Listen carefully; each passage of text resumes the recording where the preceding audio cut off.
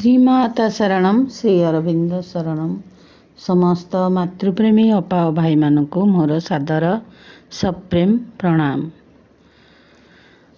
आज गोटे कन्यार कथा कहबी।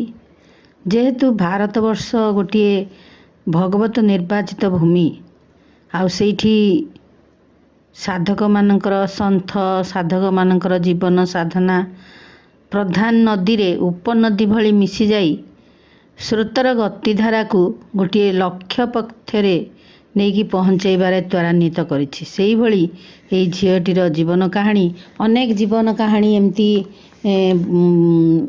लोकलोचन रे आसी नाही आउ केते जीवन कहानी लिखाई। सेही भली एई होछि गोटे किंवदंती जहाँ सत्य असत्य अतिरंजित करी अड़े दे हुए ना। से भली एक कहानी सत्यवादीर साक्षी गोपालक प्रधान पूजक बालेश्वर पंडांक कन्या लक्ष्मीर कहानी। आज ये कथाटी प्राय अधिकांश लोक जानती जे छोट विप्र बड़ विप्र विवाद भंजन रे साक्षी देवाक आसी वृंदावनर मदन गोपाल कांची रे अटकी गले। बड़ विप्र बा जी वयस्क लोक बुढ़ा लोक तांकर जो संगी थिले युवक तांकु कन्या देवाकू मदन गोपाल मंदिर रे सत्य करी घर को गले। किंतु घर को जाइकी कहले नाई ने मु कही नाई अस्वीकार कले। फल युवक जनक फेर चाली चाली वृंदावन जाई तांको सांगरे कांची आसी साक्ष्य देवाकू गोपाल को प्रार्थना कले। गोपाल युवकर पछे पछे चाली चाली आसला बेले कावेरी नदीर बाली प्रभुंक पाद नुपुर रे पशिजिबा हेतु ऋणु झुणु शब्द शुभिला नाई। आपण माने समस्ते जानिथिबे युवक कहले प्रभु चलंतु सी केमती मना करछंती तांको झियो को देबे कहिथिले मते अथच एबे मना करछंती आपण साक्षी अछंती चलंतु मो संगे। सेतेबेले से माने एते सरल थिले। प्रभु कहले ठीक अछि मु तुम संगे संगे जीबी जे किंतु तुमे पछकू अनेबनी। से कहले अच्छा मु ताले केमी जानिबे आपण आछंती कि नाही ना मोर ऋणु झुणु शब्द शुभुथिबो पादर। सेठू से कहले ठीक अच्छे किंतु जोठी तुम बुलिकी अनेब से मु पत्थर होइजिबी। सेहीपरि से तांकर आसिले किंतु जेतेबेले बाली तांको भितरे नुपुर भितरे पशिगला आउ शुभिलानी। सी सांगे सांगे प्रभु आसुछंती कि नाही भाविकी पछकू अनेई देले आउ गोपाल सेठी पाषाण प्रतिमा रे परिणत हो गले। कहवा कथा जे युवक सहित वृद्ध ब्राह्मणक कन्यार विवाह अनुष्ठित हैला एवं गोपालक निमित्त मंदिर तोला जाई पूजार व्यवस्था भी करागला। ओडिशार गजपति पुरुषोत्तम देव कांची विजय करी राजकन्या पद्मावती को आणला बेले गोटे सुंदर गणेश मूर्ति एवं एही नयनाभिराम एकाकी गोपाल विग्रह को मध्य सांगरे आनिथिले। बड़ देउल बेढ़ारे गणेश कांची गणेश नाम रे पूजा पाइले। गोपाल को मध्य यथा विधि रे पूजा अर्चना करागला। गोपाल किंतु सेठारे रही पारले नाही। कटक एवं रथिपुर इत्यादि स्थानांतर होई शेषरे निजे निजर लीलाभूमि निर्वाचन कले। पुरी धाम जीवा पथ धारारे रत्नचिरा नामक नदी तटरे एक ग्राम रे गोपालक लागी मंदिर तोला जाई यथा विधि पूजार व्यवस्था करागला।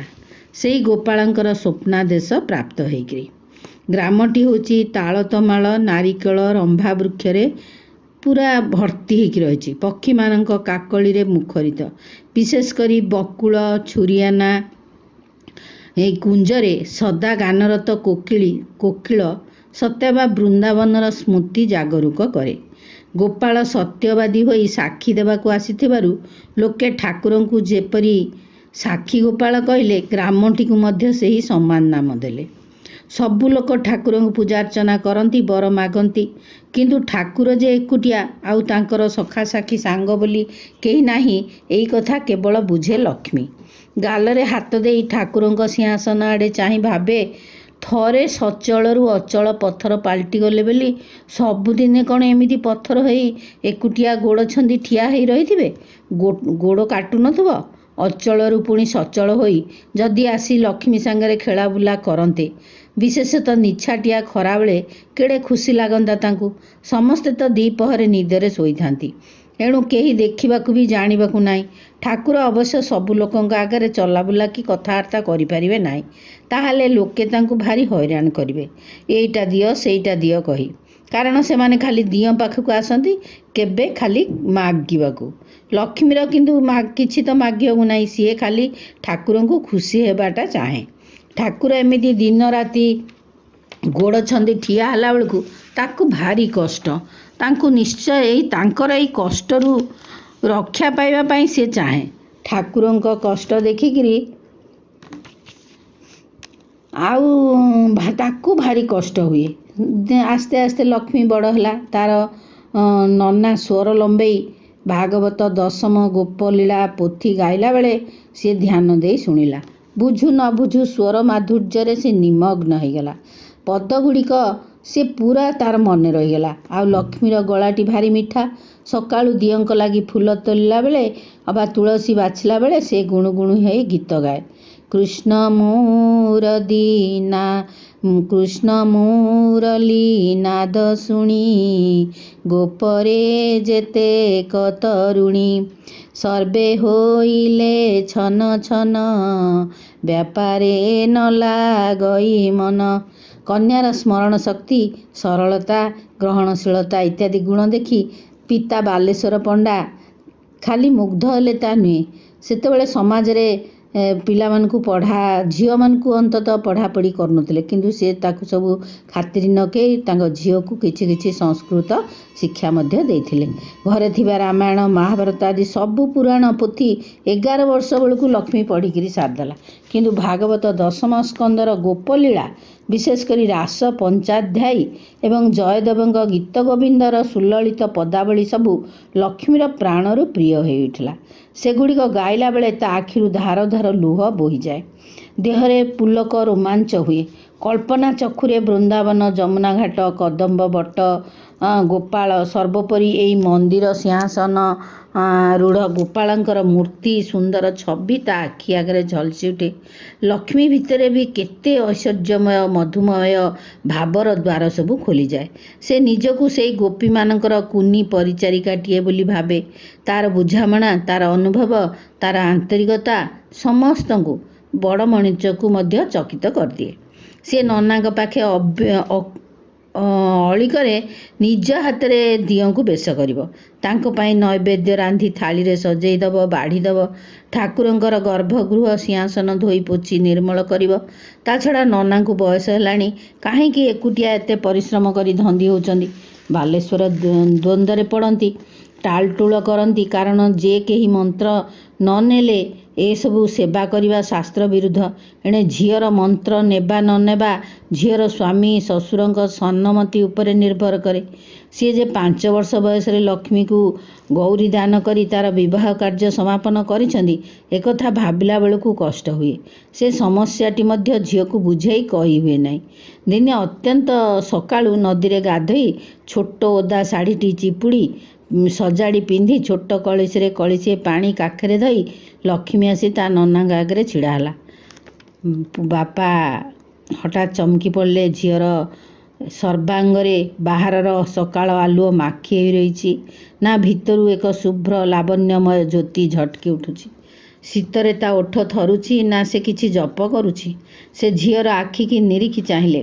ତାର ଆଖିରେ ଏକ ପ୍ରଜ୍ୱଳନ୍ତ ସଂକଳ୍ପ, ଦୃଢ଼ ଅଭିପ୍ସାର ଶିଖା। ଝିଅ କ'ଣ ତାର ମନ୍ତ୍ର ପାଇଯାଇଛି? ତାର ଅନ୍ତରର ଗୁରୁ କ'ଣ ତାକୁ କୃପା କରିଛନ୍ତି?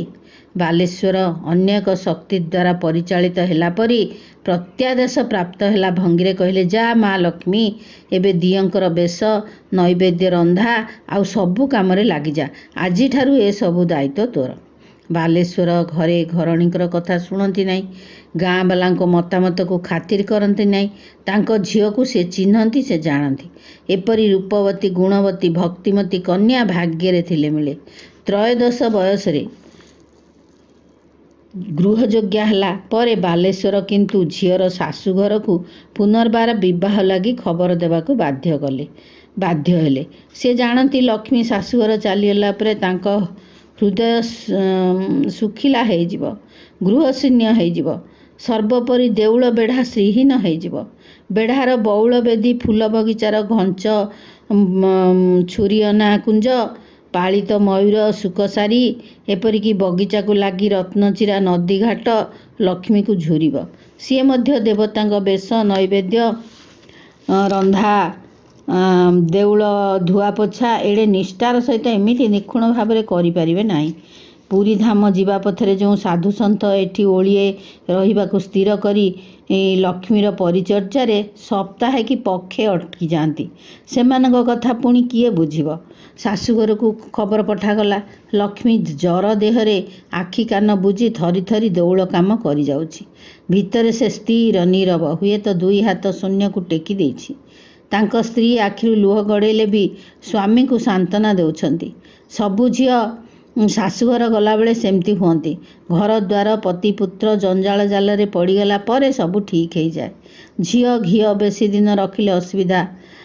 ବାଲେଶ୍ୱର ଭାବନ୍ତି କ'ଣ କରିବେ? ସବୁ ଝିଅ କ'ଣ ଖାଲି ଘର କରିବାକୁ, ପିଲାଛୁଆ ଜନ୍ମ କରିବାକୁ, ଜଞ୍ଜାଳ ଜାଲରେ ବନ୍ଦୀ ହେବାକୁ ଜନ୍ମ ହୋଇଛନ୍ତି? ତାଙ୍କ ଜୀବନ କ'ଣ ଆଉ କିଛି ଲକ୍ଷ୍ୟ ନାହିଁ? ସତକୁ ସତ ପ୍ରଶ୍ନଟିଏ ହୃଦୟକୁ ଆନ୍ଦୋଳିତ କଲେ ଯେକୌଣସି ପ୍ରକାରେ ଭିତରେ ହେଉ କିମ୍ବା ବାହାରୁ ହେଉ ତା'ର ସଠିକ୍ ଉତ୍ତରଟିଏ ମିଳିଯାଏ। ଜଣେ ସିଦ୍ଧ ବୈଷ୍ଣବ ସାଧୁ ଆସି ଦେଉଳରେ ଗୋଟିଏ ପକ୍ଷ ରହିଲେ। ଲକ୍ଷ୍ମୀର ସେବା, ନିଷ୍ଠା, ଭକ୍ତି, ବିଶ୍ୱାସ ଦେଖି ଆଶ୍ଚର୍ଯ୍ୟ ହେଲେ ସେ। ଇଏ ତ ସାଧାରଣ ଝିଅ ନୁହେଁ, ଗୋପୀ ଅଂଶଜାତ ସ୍ୱୟଂ ସିଦ୍ଧା ପରମ ଭାଗ୍ୟବତୀ କନ୍ୟା। ସାଧୁ ଧ୍ୟାନସ୍ଥ ହେଲେ। ଧ୍ୟାନ ଭଙ୍ଗ ପରେ ବାଲେଶ୍ୱରଙ୍କର ଅନୁରୋଧରେ ଲକ୍ଷ୍ମୀ ହସ୍ତରେଖା ଦେଖିକିରି କହିଲେ, 16 ବର୍ଷ ଏହାକୁ ପୂର୍ଣ୍ଣ ହେବା ପୂର୍ବରୁ କଦାପି ସ୍ୱାମୀ ଗୃହକୁ ପଠେଇବ ନାହିଁ କିମ୍ବା ଜାମାତା ନିମନ୍ତ୍ରଣର ଆୟୋଜନ କର ନାହିଁ। ଉଭୟଙ୍କର ଚାରିଚକ୍ଷୁ ହେଲେ ଭୟଙ୍କର ଅଘଟଣ ଘଟିବ। ବରକନ୍ୟା ଦୁହିଁଙ୍କ ମଧ୍ୟରୁ ଜଣଙ୍କର ମୃତ୍ୟୁ ସୁନିଶ୍ଚିତ ହେବ। ଏକଥା ଶୁଣି ସମସ୍ତେ ଭୟଭୀତ ଆଉ ତଟସ୍ଥ। ଶାଶୁଘର ମଧ୍ୟ 3 ବର୍ଷ କାଳ ଅପେକ୍ଷା କରିବାକୁ ଯାହା ହଉ ସମ୍ମତ ହେଲେ। ଲକ୍ଷ୍ମୀର ଜ୍ୱର ଆପେ ଆପେ ଛାଡ଼ିଗଲା। ତା ଦେହରେ ଆଉଟା ସୁନାର ରଙ୍ଗ ଅଧିକ ଉଜ୍ଜ୍ୱଳ ହୋଇ ଝଟକି ଉଠିଲା। ତାର ହୃଦୟ ଶାନ୍ତ, ସ୍ଥିର, ବିଶ୍ୱାସ ଦୃଢ଼, ଆସ୍ପୃହାଶୀଳ, ନମନୀୟ ହେଇଗଲା। ଚରମ ନିର୍ଭରତା, ପରମ କୃତଜ୍ଞତାରେ ତାର ଆଖି ଯୋଡ଼ିକ ଅର୍ଦ୍ଧମୁଦ୍ରିତ ହୋଇ ଗାଲ ଉପର ଦେଇ ବହିଗଲା ଲୁହଧାର। ଏ ଲୁହରେ କି ଆନନ୍ଦ! ଲକ୍ଷ୍ମୀର ମା, ସମ୍ପର୍କୀୟା, ଭାଉଜ, ଭଉଣୀମାନେ କିନ୍ତୁ ନିଜ ବିଚାର ବୁଦ୍ଧି ଅନୁସାରେ କଥାଟିକୁ ବିପରୀତ ବୁଝିଲେ।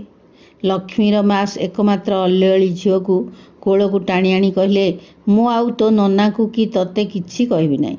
ତୁ ଯେତେବେଳେ ଇଚ୍ଛା ସେତେବେଳେ ଦେଉଳରେ ରହି ଦିଅଙ୍କର ସେବା କର। ତାଙ୍କରି ଦୟାରୁ 3ଟା ବର୍ଷ କୁଆଡ଼େ ଗଡ଼ିଯିବ ଜମା ଜାଣିପାରିବୁ ନାହିଁ। ଲକ୍ଷ୍ମୀର ବାହାରର ବାଧାବିଘ୍ନ ପ୍ରାୟ ଦୂର ହେଇଗଲା, କିନ୍ତୁ ତା ଭିତରର ବାଧାବିଘ୍ନ ଯେ ବେଳୁବେଳ ଅଧିକରୁ ଅଧିକ ହୋଇ ଉଠୁଛି। ଗୋଟିଏ ପାତଳ ସନ୍ଦେହରେ କଳା ଛାଇ ବେଳେବେଳେ ତାର ଆକାଶରେ ପଡ଼ିଯାଉଛି। ସତେ କ'ଣ ପାଷାଣ ଦେବତା ଚିନ୍ମୟ ସଚଳ ହେବେ? ତାଙ୍କ ସମ୍ପର୍କରେ ଶୁଣିଥିବା କାହାଣୀ କ'ଣ ସତ୍ୟ? ଏତେ ସାଧୁ ସନ୍ନ୍ୟାସୀ ଭଜନ କୀର୍ତ୍ତନ କରି ଘରଦ୍ୱାର ଛାଡ଼ି ଏଇ ରାସ୍ତାକୁ ଓହ୍ଲେଇ ଆସିଛନ୍ତି କ'ଣ ମିଛଟାରେ, ତୁଚ୍ଛାଟାରେ? ସମସ୍ତେ ଯେ ଭଗବାନଙ୍କୁ ଡାକୁଛନ୍ତି, କେହି କ'ଣ ତାଙ୍କୁ ସତରେ ପାଇଛି? ଏ ଜୀବନର ଉଦ୍ଦେଶ୍ୟ କ'ଣ? ମଣିଷ କାହିଁକି ଜନ୍ମ ନିଏ, ପୁଣି କାହିଁକି ମୃତ୍ୟୁବରଣ କରେ? ଏଇ ସବୁ ତଥାକଥିତ ଜୀବନରେ ଯାହା କରେ ତାର ମୂଲ୍ୟ କ'ଣ? ଏ ସୃଷ୍ଟିର ଉଦ୍ଦେଶ୍ୟ କ'ଣ? ଏ ରହସ୍ୟ କ'ଣ? ତାପରେ ତା ମନରେ ସବୁବେଳେ ଏଇ ପ୍ରଶ୍ନ ଉଠେ। ଗୋଟିଏ ରୁକ୍ଷ କଣ୍ଠ ତାକୁ ତା ନିଜ ଭିତରୁ କହେ, କିଛି ନାହିଁ, କୋଉ କାମର କିଛି ବି ମୂଲ୍ୟ ନାହିଁ। ଜନ୍ମ ହେବା, ମରିବା, ତିଆରି ହେବା, ନଷ୍ଟ ହୋଇଯିବା ଏକ ଗତାନୁଗତିକ ଆକସ୍ମିକ ଘଟଣା। ମୃତ୍ୟୁରେ ସବୁ ଶେଷ। କର୍ମ, ଜ୍ଞାନ, ପ୍ରେମ, ଭକ୍ତି, ଶାସ୍ତ୍ର, ପୁରାଣ ଖାଲି ମଣିଷର ମନ ଭୁଲେଇବାକୁ। ଲକ୍ଷ୍ମୀ ବିଚାରୀ ଡରିଯାଏ, ବ୍ୟାକୁଳ ହୋଇଉଠେ। ଭିତରରେ ସେ ଛାୟାମୟ ଅନ୍ଧାର ଭିତରେ ଅଣ୍ଡାଳୁ ଅଣ୍ଡାଳୁ ତା ମନରେ ସ୍ଫୁରିତ ହୁଏ ଗୋପାଳଙ୍କ ନାମ। ତାର ବିଶ୍ୱାସକୁ ସେ ସାଉଁଟି ଆଣି ମୁଠେଇ ଧରେ। ଅତିବଡ଼ି ଜଗନ୍ନାଥ ଦାସ ଗୋସେଇଁପରା କାନ୍ଥରେ ବୋଳୁଥିବା ବାସଚନ୍ଦନକୁ ମହାପ୍ରଭୁ ଜଗନ୍ନାଥଙ୍କ ଅଙ୍ଗରାଗ ରୂପେ ଘେନିଲେ। ଗୋପୀମାନେ ପରା ତାଙ୍କ ଯୋଗୁଁ ପତି ପୁତ୍ର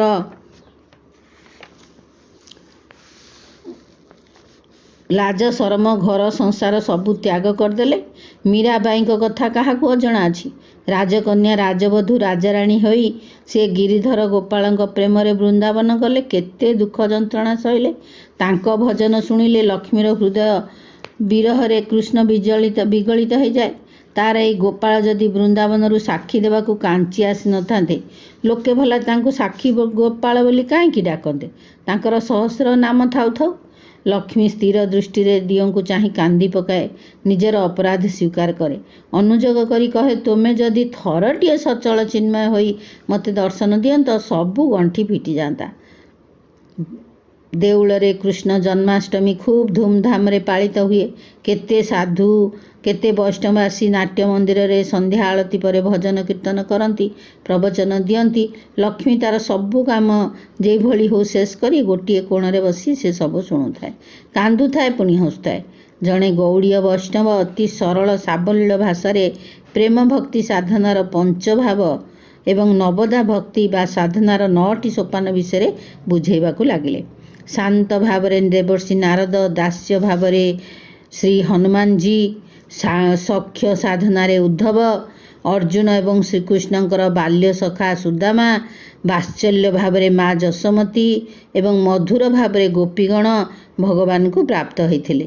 ଭକ୍ତିର ଯେଉଁ 9ଟି ସ୍ତର, ଯାହା ସ୍ମରଣ, ମନନ, ଅର୍ଚ୍ଚନ, ବନ୍ଦନ, କୀର୍ତ୍ତନ, ପଦସେବନ, ସ୍ମୃତି ପଠନ, ଧ୍ୟାନ ଏବଂ ସମର୍ପଣ, ଏଇ 9ଟି ସ୍ତର ତନ୍ମଧ୍ୟରୁ ଅନ୍ତରଙ୍ଗ ରାଗାନୁରାଗ ସାଧନା ଭାବରେ କେବଳ ସମର୍ପଣକୁ ହିଁ ଧରାଯାଏ। ବୃଷଭାନୁ ନନ୍ଦିନୀ ରାଶେଶ୍ୱରୀ ଶ୍ରୀମତୀ ରାଧାରାଣୀ ଏଇଭଳି ସମର୍ପଣ କରିପାରିଥିଲେ। ସେଇ ରାଧାରାଣୀଙ୍କର କୃପା ହିଁ ସମର୍ପଣର ଅସଲ ଚାବିକାଠି। ଏ କଥାଟି ଲକ୍ଷ୍ମୀକି ଭାରି ଭଲ ଲାଗିଲା। ଲକ୍ଷ୍ମୀ ଖୁବ୍ ବ୍ୟାକୁଳ ହୋଇ ଏଥର ରାଧାରାଣୀଙ୍କୁ ଜଣାଏ, ତୁମ ଗୋପାଳଙ୍କୁ ତୁମେ ଅଚଳ ପାଷାଣରୁ ସଚଳ କର। ସେ ତୁମ ପାଖକୁ ଫେରି ଯାଆନ୍ତୁ, ନହେଲେ ତୁମେ ତାଙ୍କ ପାଖକୁ ଚାଲିଆସ। ଏସବୁ ମଧ୍ୟରେ 2 ବର୍ଷ 8 ମାସ ଅତୀତ ହୋଇଗଲାଣି। ଆଉ ମାସ 4ଟା ଆଖି ପିଛୁଳାକେ ଗଡ଼ିଯିବ। ଲକ୍ଷ୍ମୀର ବୋଉ ଝିଅ ପାଇଁ ଲୁଗାପଟା, ବାସନକୁସନ କିଣା, ଅଳଙ୍କାର ଗଢ଼େଇବାରେ ଲାଗି ପଡ଼ିଲେ। ଏକମାତ୍ର ଝିଅକୁ ସେ କାହିଁରେ ଊଣା କରିବେ ନାହିଁ କି ଶାଶୁ ନଣନ୍ଦଙ୍କ ତୁଣ୍ଡରୁ ଖୁଣ୍ଟା ଶୁଣିବାର ଟିକିଏ ହେଲେ ଫାଙ୍କ ରଖିବେ ନାହିଁ। ଧୀରେ ସୁସ୍ଥେ ସବୁ କଥା ସଜାଡ଼ିଲେ। କାଳେ ବିସ୍ମରଣର ଭୟ ଭୁଲି ହୋଇଯିବ। କିନ୍ତୁ ଲକ୍ଷ୍ମୀ ଭୟ ପାଇଗଲା। ସିଏ କ'ଣ ଏ ଜନ୍ମରେ ଥରେ ବି ପଥର ଦେବତାଙ୍କର ସଚଳ ଚିନ୍ମୟ ରୂପ ଦର୍ଶନ କରିପାରିବ ନାହିଁ? ଏକଥା ସ୍ଥିର ନିଶ୍ଚିତ ଯେ ଶାଶୁଘର ଯିବା ପୂର୍ବରୁ କ୍ଷଣରେ ପ୍ରାଣ ତାର ପିଣ୍ଡରୁ ବାହାରିଯିବ। ହୁଏତ ସେଦିନ ହଳଦୀ ଲଗାଇ ସେ ଗାଧେଇଲା ବେଳେ ସଖୀ ସମ ପ୍ରିୟ ରତ୍ନଚିରା ନଦୀରେ ନୀଳ ଲହଡ଼ି ତାକୁ ଟାଣି ନେବ। ସେ ତ କାୟମନ ବାକ୍ୟରେ ଗୋପାଳଙ୍କର ହେଇଯାଇଛି। ତାଙ୍କରି ଲାଗି ବଞ୍ଚିଛି, ତାଙ୍କରି ପାଇଁ ନିଶ୍ୱାସ ନେଉଛି। ତାଙ୍କୁ ଛାଡ଼ି ବଞ୍ଚିବା ଏକବାଳକ ଅସମ୍ଭବ ତା ପକ୍ଷରେ। ଲକ୍ଷ୍ମୀ ସେଦିନ ରାତିରେ ଉପବାସରେ ଶେଯରେ ଶୋଇ ରହି ଖୁବ୍ କାନ୍ଦିଲା, ବିକଳରେ କାନ୍ଦିଲା। ଲକ୍ଷ୍ମୀର ବୋଉ ଝିଅର ମୁଣ୍ଡ ଆଉଁସି ବୁଝେଇ କହିଲେ, ଶାଶୁଘର ଯିବାକୁ ଆହୁରି 4 ମାସ ଅଛି। ତୁ ଏତେ କାନ୍ଦୁଛୁ କାହିଁକି? ଝିଅ ଜନ୍ମ ତ ପର ଘରକୁ। ମୁଁ ବି ତୋରି ଭଳି ଝିଅ ହେଇଥିଲି। ତୋରି ଭଳି ବାପଘର ମାୟା କାଟି ନ ପାରି କାନ୍ଦୁଥିଲି। ଦେଖେ, ତୋ ନନାଙ୍କର ହାତ ଧରି ଘର କରି ଦୁଃଖେ ସୁଖେ ଅଛି ନା ଆଉ। ଲକ୍ଷ୍ମୀ ଏକଥା ଶୁଣି ବେଶୀ ବେଶୀ କାନ୍ଦିଲା। ଲୁହରେ ଓଦା ହେଇଗଲା ମୁଣ୍ଡ ତଳର ତକିଆ। ରାତି ଗଭୀର ହେଲା। ଦେଉଳରେ ପହଡ଼ ପଡ଼ିଲା। ଲକ୍ଷ୍ମୀର ନନା, ବୋଉ ସମତେ ଗାଁ ଯାକ ସମସ୍ତେ ନିଦ୍ରାରେ ଶୋଇପଡ଼ିଲେ। ଲକ୍ଷ୍ମୀ କେବଳ ଅନିଦ୍ରା ହେଇ ସଚେତନ ଭାବରେ ଚାହିଁ ରହିଛି ତା ଜୀବନର ସେଇ ଚିରବାଞ୍ଛିତ ମୁହୂର୍ତ୍ତକୁ। ଜନ୍ମ ଜନ୍ମର ସାଧନା, ଅଭିପ୍ସା, ଅଗ୍ରଗତି ଫଳରେ ଅନ୍ତରାତ୍ମାର ଜାଗରଣ, ଏକାନ୍ତ ଶରଣାଗତି ବଳରେ ସେଇ ଆଧ୍ୟାତ୍ମ ନିୟତି ନିର୍ଦ୍ଦିଷ୍ଟ ଦିବ୍ୟ ମୁହୂର୍ତ୍ତ ଆସିଗଲା।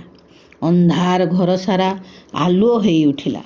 ପାଷାଣ ଦିଅ ଚିନ୍ମୟ ସଚଳ ଦିବ୍ୟ ରୂପରେ ଲକ୍ଷ୍ମୀର ଶେଯ ପାଖରେ ଉଭା ହୋଇ ମେଘ ଗମ୍ଭୀର ମନ୍ଦ ମଧୁର ସ୍ୱରରେ କହିଲେ, ଆଉ କାନ୍ଦ ନା ଲକ୍ଷ୍ମୀ। ତୁମର ଜନ୍ମ ମୋତେ ଆନନ୍ଦ ଦେବାକୁ। ମୋ ପାଖରେ ହିଁ ତୁମର ସ୍ନାନ। ଆସ, ଆମେ ସେଇ ବକୁଳ ଛୁରିଅନା କୁଞ୍ଜରେ ଜ୍ୟୋତ୍ସ୍ନା ବିହାର କରିବା।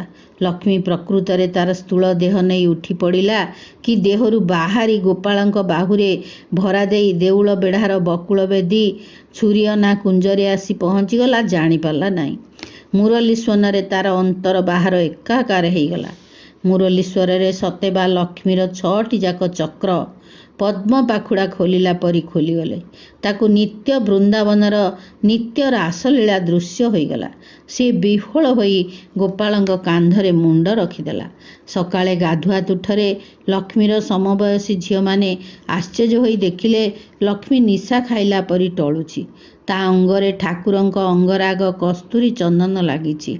ତା ଖୋସାରୁ ଖସି ପଡ଼ିଲା ଠାକୁରଙ୍କ ସୁନା ବନ୍ଧେଇ ମୟୂର ଚୂଳ। ସମସ୍ତେ କାବା କାଠ, ଇଏ କି ଅଘଟଣ। ଲକ୍ଷ୍ମୀର ବୋଉ କାନିରେ ଗଣ୍ଠି ପକାଇ ଜିଦ୍ ଧରି ବସିଲେ ଆଉ ସେ ଝିଅକୁ ଦେଉଳକୁ ଛାଡ଼ିବେ ନାହିଁ। ଯେତିକି ଗଙ୍ଗା ଗଲେ ସେତିକି ଫଳ ପାଇଲେ। ତାହାର ଶ୍ୱଶୁର ଘର ଏକଥା ଶୁଣିଲେ ଆଉ ବୋହୂକୁ ନେବେ? ବାଲେଶ୍ୱର ସ୍ତ୍ରୀଙ୍କୁ କୋମଳ କଣ୍ଠରେ କହିଲେ, ଲକ୍ଷ୍ମୀକୁ ଆଉ ବନ୍ଧନରେ ରଖ ନାହିଁ, ବାରଣ କର ନାହିଁ। ସିଏ ଅନ୍ୟ ଏକ ଛାଞ୍ଚରେ ଗଢ଼ା। ତା ପାଇଁ ଘର ସଂସାର କ୍ଷୁଦ୍ର ଗଣ୍ଡି ଉଦ୍ଦିଷ୍ଟ ନୁହେଁ। ତୁମେ ମନ ଭିତରୁ ସେ ଆଶା ଛାଡ଼। ବହୁ ଭାଗ୍ୟ ଥିଲେ ଏପରି କନ୍ୟା ପୁତ୍ର ମିଳନ୍ତି।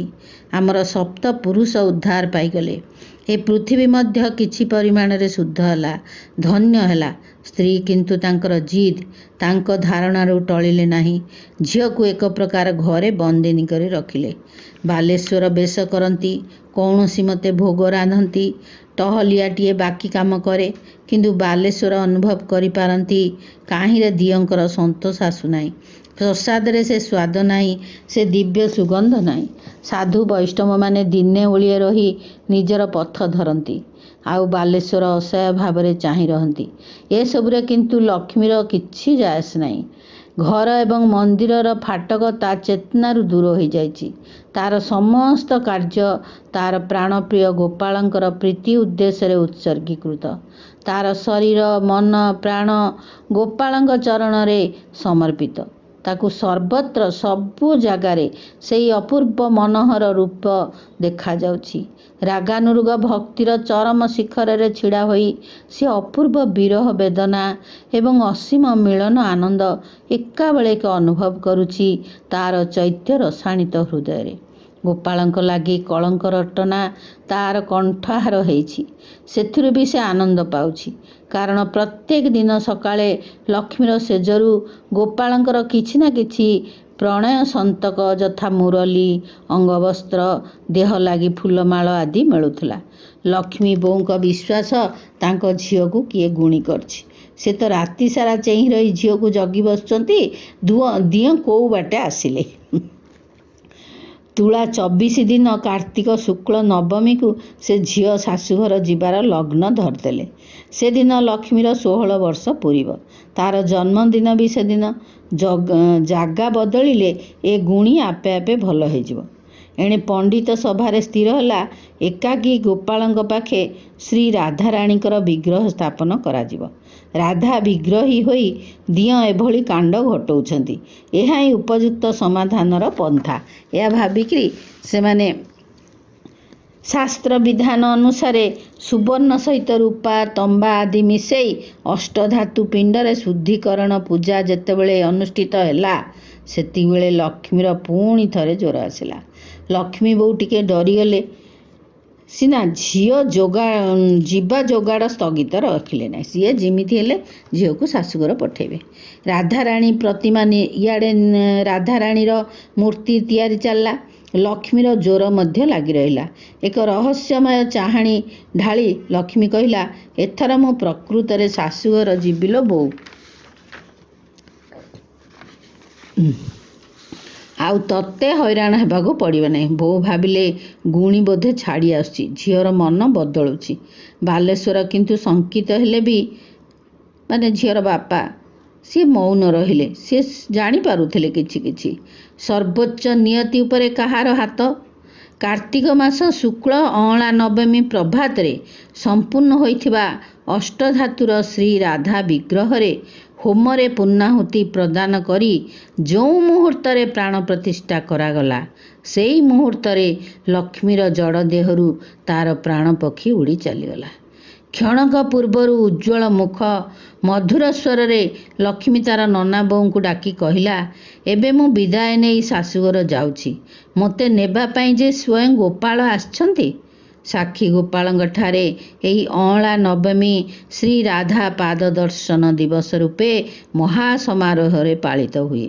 ଶ୍ରୀ ରାଧା ବିଗ୍ରହ ଏଠାରେ ଶ୍ରୀକୃଷ୍ଣଙ୍କ ବାମ ପଟରେ ଯୁଗଳ ରୂପରେ ଅବସ୍ଥାପିତ ହୋଇନାହାନ୍ତି। ଗୋପାଳଙ୍କ ବାମ ଭାଗ ସମ୍ମୁଖସ୍ଥ ହୋଇ ଦଣ୍ଡାୟମାନ ଅଛନ୍ତି। ଠିକ୍ ଜଣେ ଅନୁରାଗିଣୀ ଭକ୍ତ ସାଧିକା ବାମ ପଟରୁ ଭଗବାନଙ୍କୁ ଦର୍ଶନ କରୁଥିବା ଢଙ୍ଗରେ ଦେଖିଲେ ଲାଗେ ଅବିକଳ ବ୍ରାହ୍ମଣ ଘରର ଝିଅଟିଏ ଅବା ଦେବୀ ପ୍ରତିମା ପରି ବୋଧ ହୁଅନ୍ତି ନାହିଁ। ଅନ୍ୟତ୍ର ନବମୀ ଦିନ ରାଧାରାଣୀ ଓଡ଼ିଆଣୀ ଢଙ୍ଗରେ ଶାଢ଼ୀ ପିନ୍ଧନ୍ତି, ଏଣୁ ତାଙ୍କର ପାଦ ଯୁଗଳ ପରିଷ୍କାର ଭାବରେ ଦର୍ଶନ କରିହୁଏ। ଲକ୍ଷ ଲକ୍ଷ ଭକ୍ତ ସାଧୁସନ୍ଥ ସାକ୍ଷୀ ଗୋପାଳ ମନ୍ଦିରରେ ଭିଡ଼ କରି ରାଧାପାଦ ଦର୍ଶନରେ ଧନ୍ୟ ହୁଅନ୍ତି। ସତ୍ୟ, ମାତ୍ର ରାଧାରୂପିଣୀ ଦେବୀ ଯେ ପୂଜକ କନ୍ୟା ଲକ୍ଷ୍ମୀ ସେ କଥା ଜାଣନ୍ତି ନାହିଁ। ତାର ଭକ୍ତି, ପ୍ରେମ, ସାଧନା ଓ ସିଦ୍ଧିର ପରାକାଷ୍ଠା ନ ବୁଝିପାରିଲେ ବି ସତ୍ୟ କେବଳ କିମ୍ବଦନ୍ତୀ ନୁହେଁ। ଶ୍ରୀମା କହନ୍ତି, ଚରମ ତଥା ପରମ ସିଦ୍ଧିର ବରଦାନ ଡାକି ବଜେଇ କୋଳାହଳ କରି ଆସେ ନାହିଁ। ତାହା ଆସେ ମଣିଷଙ୍କର ସମ୍ପୂର୍ଣ୍ଣ ଅଜାଣତରେ ତଥା ସମ୍ପୂର୍ଣ୍ଣ ନୀରବତା ମଧ୍ୟରେ। ତାହେଲେ ଗପଟି ଏଇଠି ରହୁଛି। ସମସ୍ତଙ୍କୁ ଅଶେଷ ଅଶେଷ ଧନ୍ୟବାଦ। ନମସ୍କାର। ଶ୍ରୀମାତା ଶରଣମ୍, ଶ୍ରୀ ଅରବିନ୍ଦ ଶରଣ।